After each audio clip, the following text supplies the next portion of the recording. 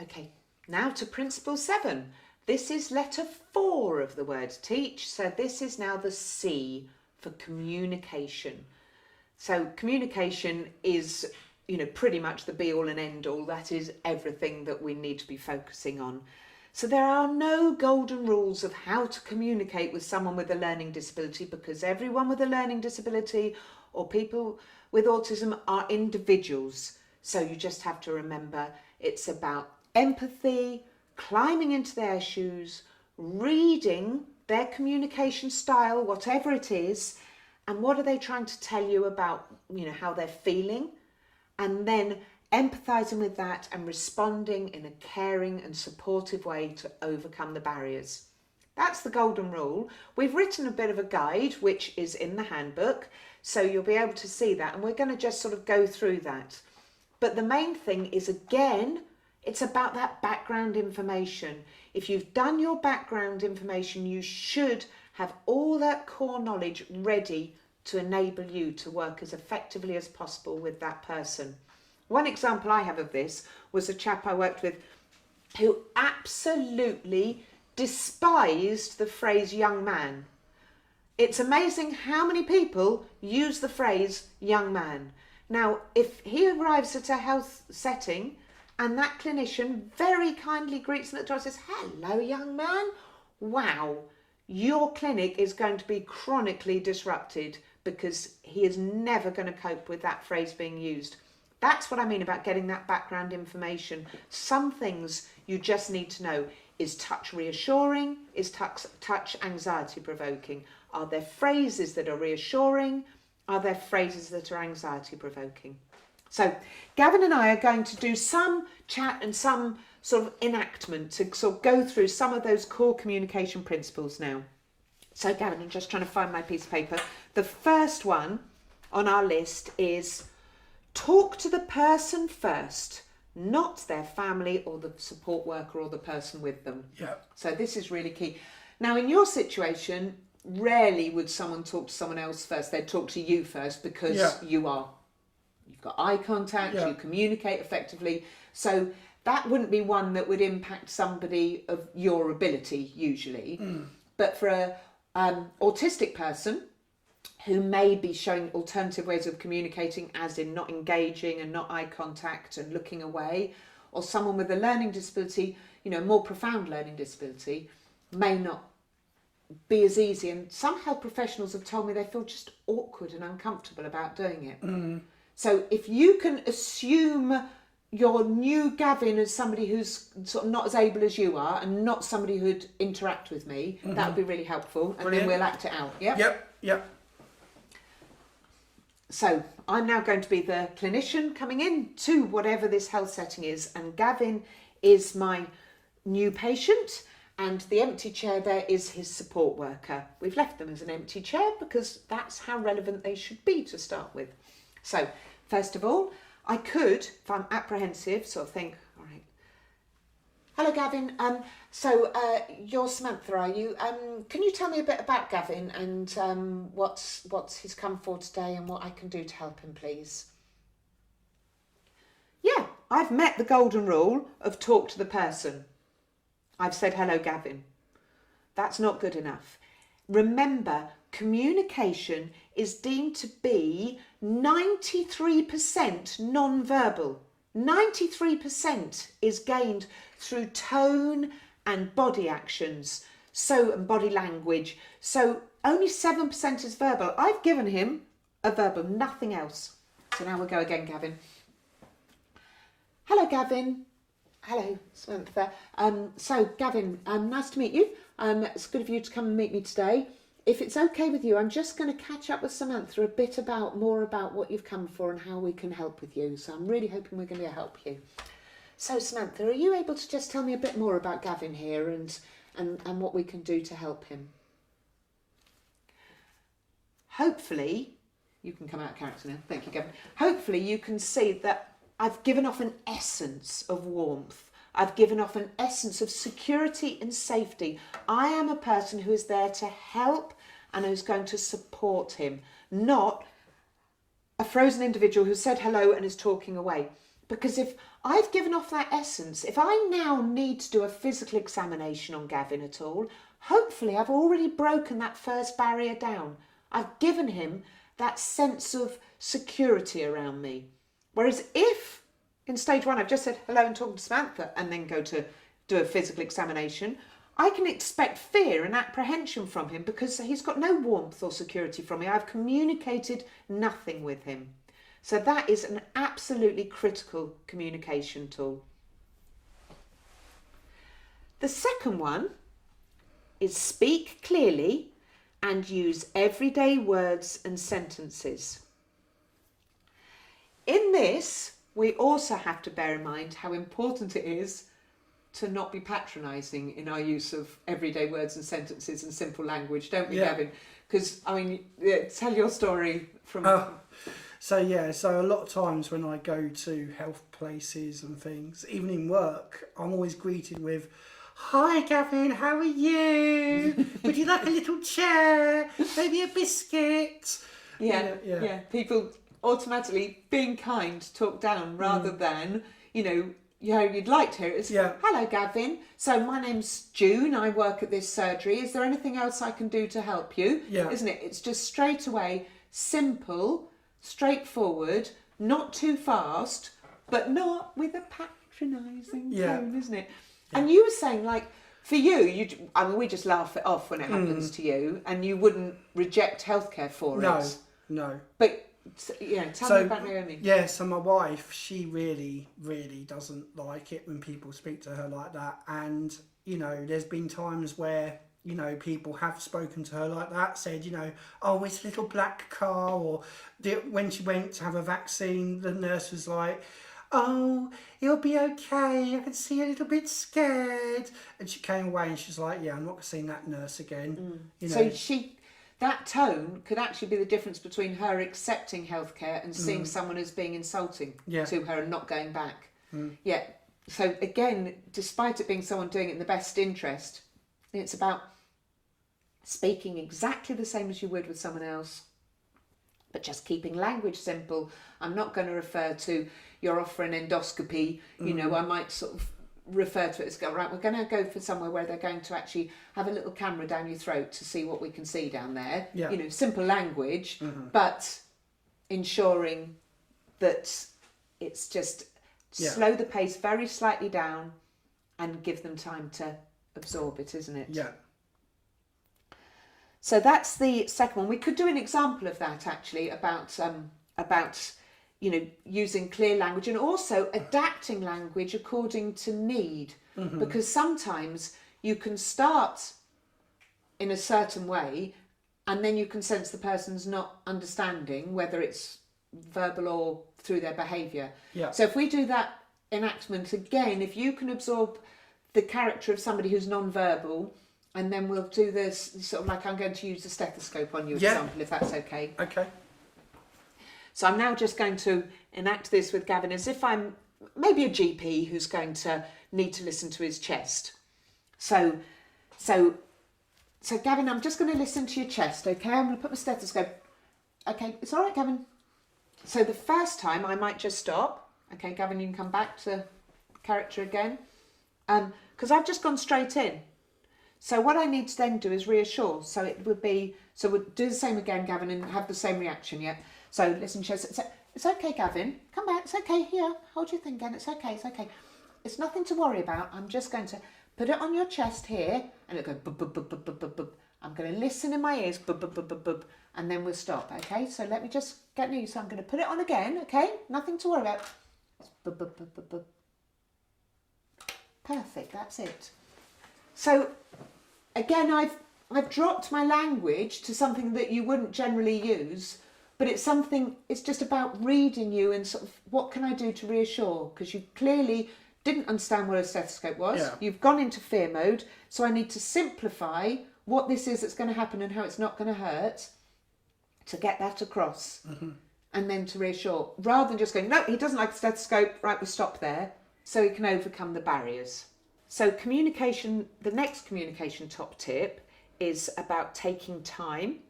Then number 4 is about using visual cues to support the understanding. And number 5 is about giving information a bit at a time. So I thought we could enact this as one hit, those 3 things. So we're going to be focusing on, how it needs it, bite-sized chunks, bit at a time, with some visual cues to help understand it, and also about that importance of pausing and allowing time for information to be understood. Okay. So we'll do it very quickly. First of all, we'll do that antibiotic story. Yeah. But we'll do it first of all pretty much how it was in reality. Yeah. And then we'll show it again how it could be better. So we're going to act for you now again. And we're going to just do those 2 scenarios. Okay, so over to us. So Gavin, I'd like you to take these antibiotics. If you can, that's pills. So if you can take them morning and afternoon for 7 days, and that should fix you. Is that okay? Yeah. So here's your prescription. If you can just get that and you'll be fine. Yeah. Lovely. Brilliant. Have a nice day. So obviously, I have not established at all whether you've really understood that or what's going on. So we'll do it again. Yeah. We'll break it down a bit more, thinking about taking time, Okay. using things. So Gavin, I think what you're going to need is some antibiotics, and there's some pills to try and sort out your sore throat. Is that okay to have some pills? Pills. Yeah, are you happy to be taking pills Yes. to sort out your sore throat? Yes. Lovely. So the pills I'm going to give you, you'll have one in the morning and then one in the afternoon. And you're going to take them for 7 days. So a whole week. One in the morning and one in the afternoon. Does that make sense? Yes. Talk that back to me then. Tell me what you're going to be doing.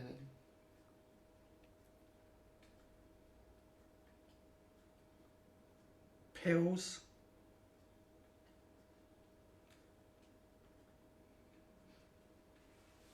Morning. And how many are you going to have in the morning?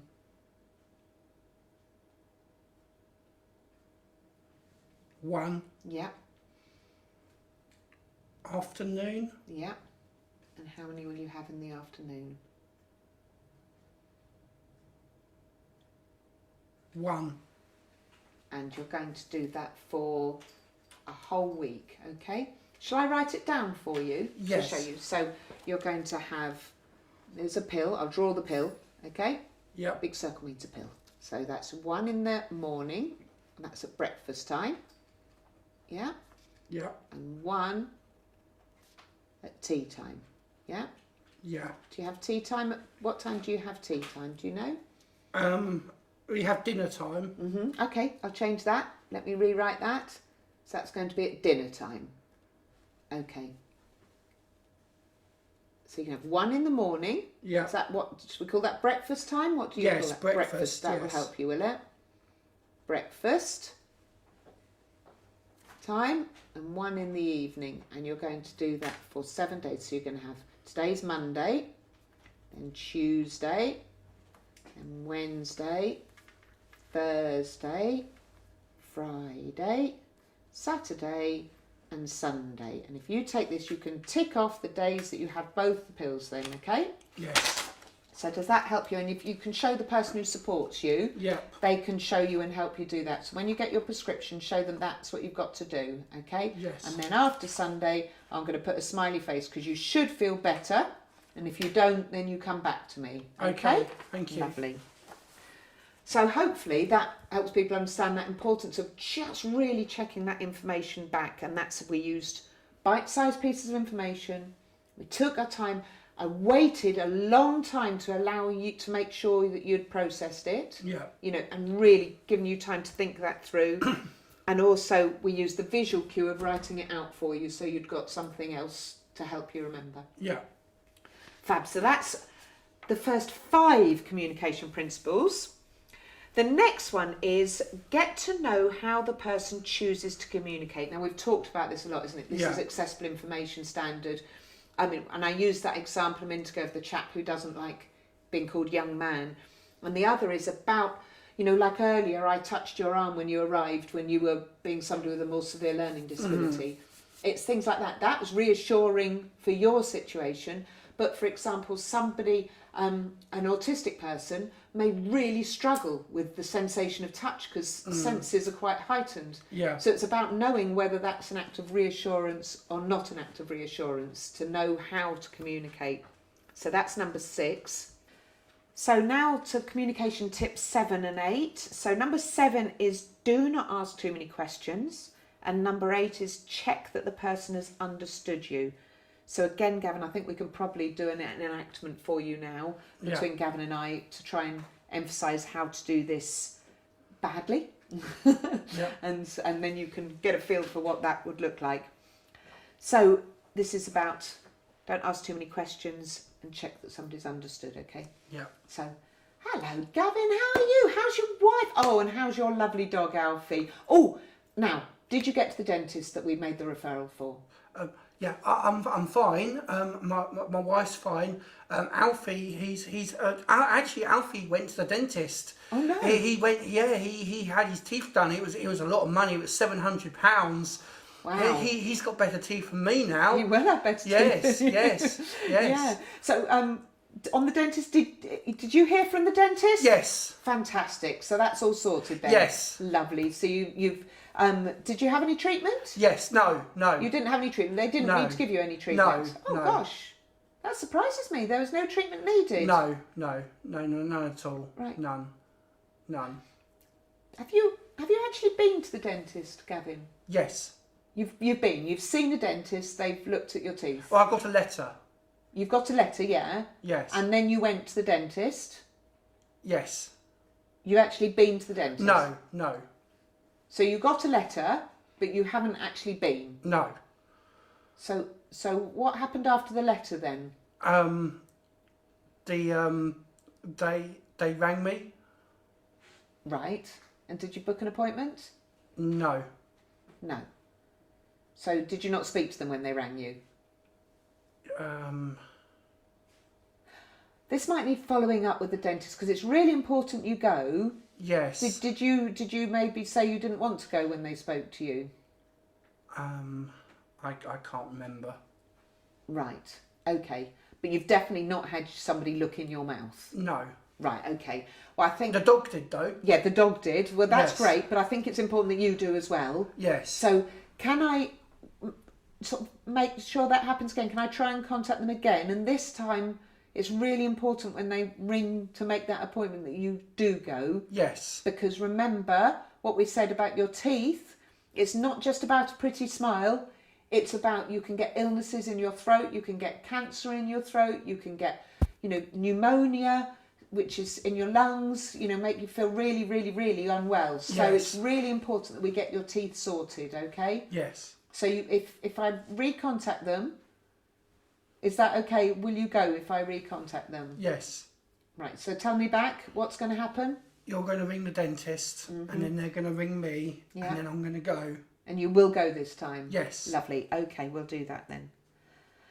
Okay, so I think that's a good example of how very quickly communication can have gone wrong because you were very vehemently confident that you'd been to the dentist. Yes. But it was because I used the word, have you heard from the dentist? And you think, yes, I've heard from them. I've had a letter and I've spoken to them.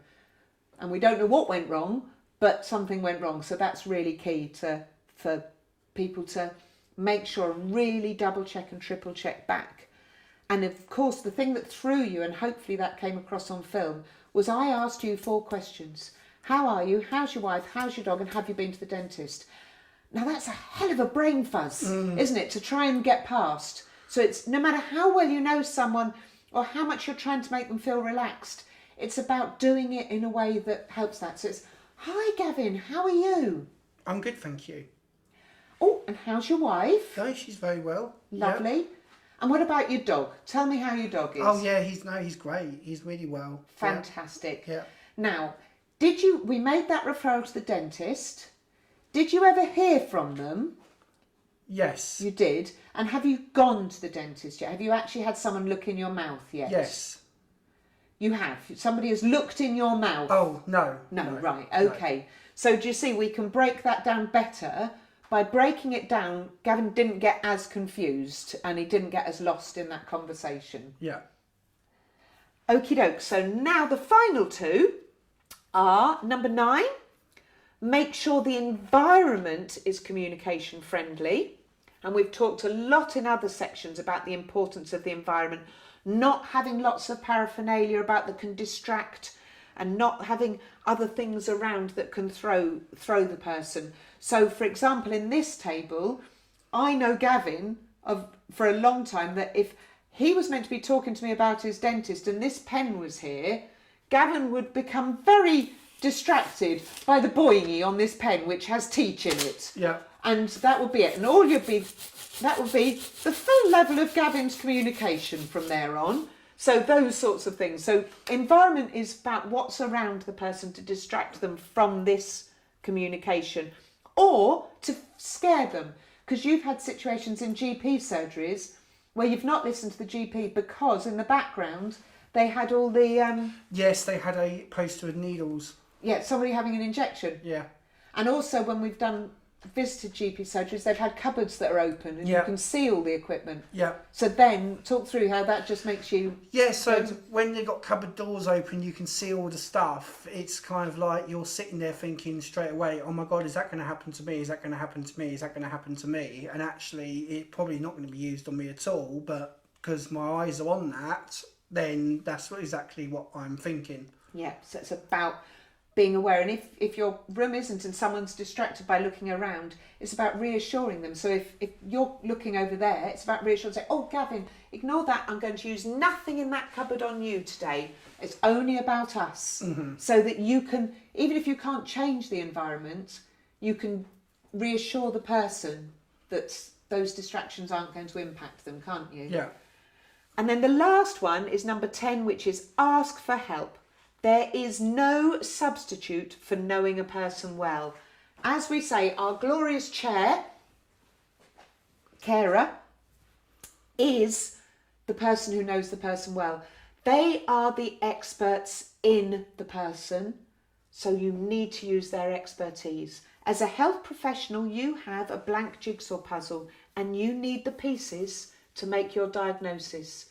That person and Gavin are the people who are going to give you those pieces. So open that channel of communication, because you are the scariest people on the planet. Health professionals are absolutely petrifying and people don't open up. You need to open that door. That is saying to Samantha, the chair here. So Gavin and Samantha, I need your help here. I need to know everything I could to try and help make sure I can give you the health treatment you can. So if you think of anything that might help, or if you've got any ideas in your head that what might be wrong with Gavin, tell me, because I can build my puzzle up and build a better diagnostic picture. If you open that door, you're going to get more information. And remember, Samantha may not be a paid carer or a family member.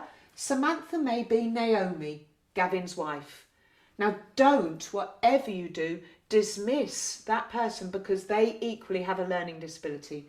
Because Naomi is without doubt the go-to person, isn't she? Yeah, no, she is. She is the one, when you go to health appointments, she is the one who's there remembering what pills you're going to take for you. She's the one who'd ask those questions back. Yeah. And if a health professional says to you, Gavin, are you okay? And you'd say, yeah, I'm fine, thanks. Naomi would know straight away if I was just saying that to get out of there, yeah. And she'd interrupt you, wouldn't she? She And say, would. Gavin, you're not telling the truth there. Yeah. So, wouldn't she? And interrupt that. Yeah. So it is really key to use that help when it comes to communication. Thanks, Gavin. Time to talk and make a pledge for what you as individuals or as a team can do to make reasonable adjustments for people with a learning disability and autistic people. This time, think communication. What can you as individuals or as a service do to change your communication styles to ensure that equitable health is achieved?